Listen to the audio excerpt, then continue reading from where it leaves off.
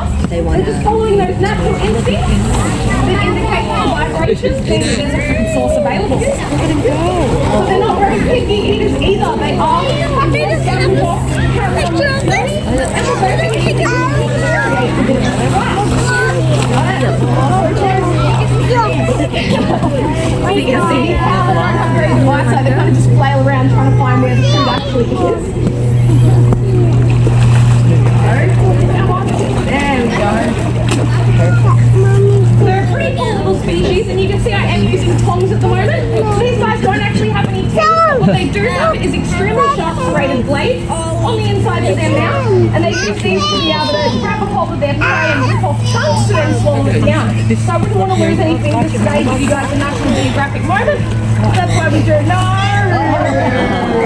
Okay, two to ibis now. It's alright, we've got most of them today. These guys do start off their journey out at sea when they're young and small, and they're actually see-through. And they're called glass eels at this stage, and that helps to protect them from predators.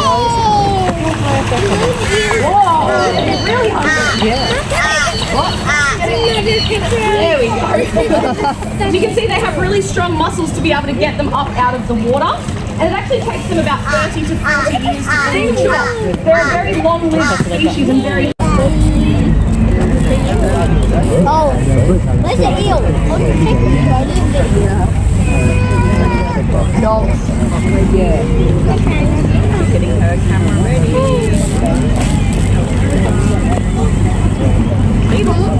Can I take this? Look! Eel! I want to see it. Can I see a video?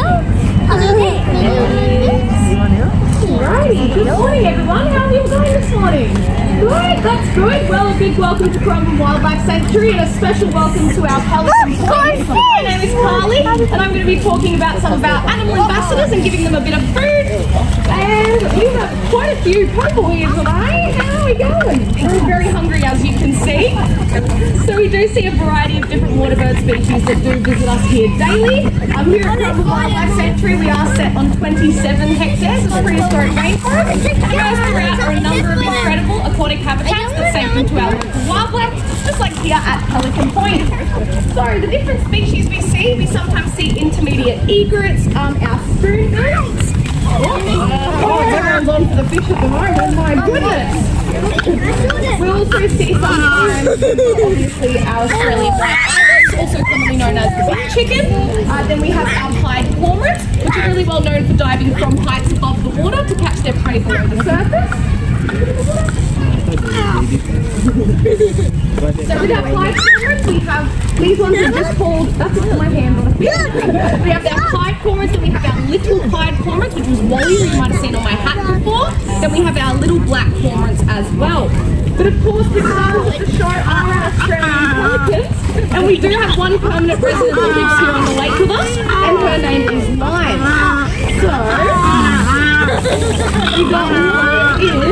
Line is this little girl right here. So when she does stretch out her wings, you will see that she actually has some of her wing missing. The race for fish today, we're going to try to feed him a big mullet, see if some more. Oh, we got it! Someone else got it. There you go.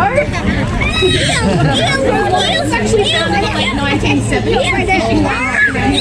She was brought into care here at Currumbin Wildlife Sanctuary. However, due to the severity of that injury, she did have to have some of her wings amputated. Now, on a happier note, although she cannot fly, she definitely makes up for it with her big cheeky personality. And considering a pelican can live to around 25 years of age in the wild, believe it or not, Line is actually estimated to be around 50 years old, and she's doing extremely well as well.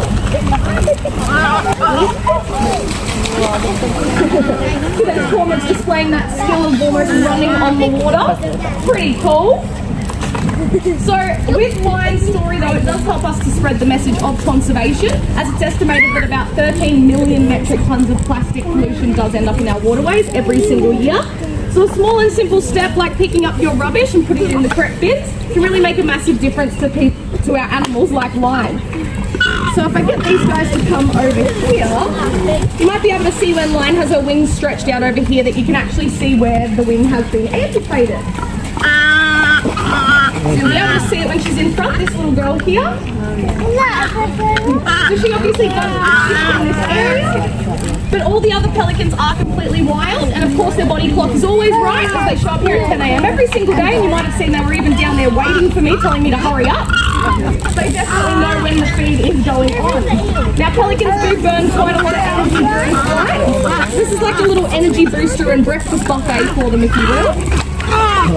So our Australian pelican is one of the largest flying bird species that we do have here in Australia, and also one of the heaviest. So that beak of theirs that they have is really efficient. It's really efficient when it comes to feeding, as they do have a hook on the end to grip onto any slippery fish that's on the menu, and they have that big rubbery pouch underneath that's sensitive to locate fish. As you would have seen, they can take single larger fish like the big mullet, or they can take smaller groups of fish as well. Look how excited we are today. Oh my gosh, everyone is very hungry. There we go.